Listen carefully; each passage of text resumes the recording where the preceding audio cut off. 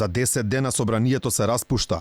Има ли реални шанси да биде донесен новиот закон за јавно обвинителство? Постојат големи разлики меѓу опозицијата и власта, а предлог законот на Министерството за правда најде на низа критики и од страна на експертската јавност. Тие предупредуваат дека вака подготвениот текст од предлог законот не би поминал во Венецијанска комисија.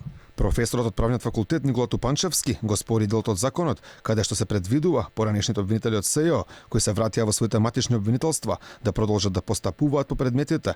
Вели според македонските закони, обвинител од основно обвинителство не може да постапува по предмети од организиран криминал. Не може да има повреда на стварната надлежност.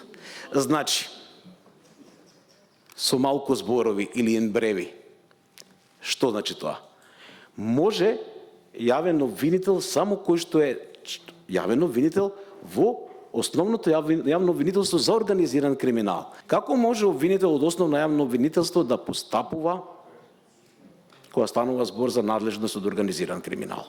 Од опозицијата ја повикаа власта да ги прифати препораките од експертите околу новото законско решение. Не постои никаква шанса да отстапиме од нашите барања во однос на овој закон. Од една страна имате Десковска, од друга страна имате целата правна фела.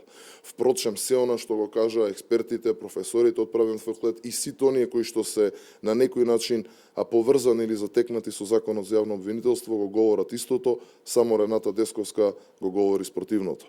Со реакција на Facebook излезе и министерката за правда Рената Десковска. Таа ја повика опозицијата да подготви амандмани за предлог законот. Им порачувам на ВМРО, ДПМН и на Антонио Милошевски наместо да се занимаваат со измислување на афери таму каде што ги нема, да се посветат на подготовка на амандмани на законот за јавно обвинителство, ако мислат дека има потреба да се прават измени на текстот.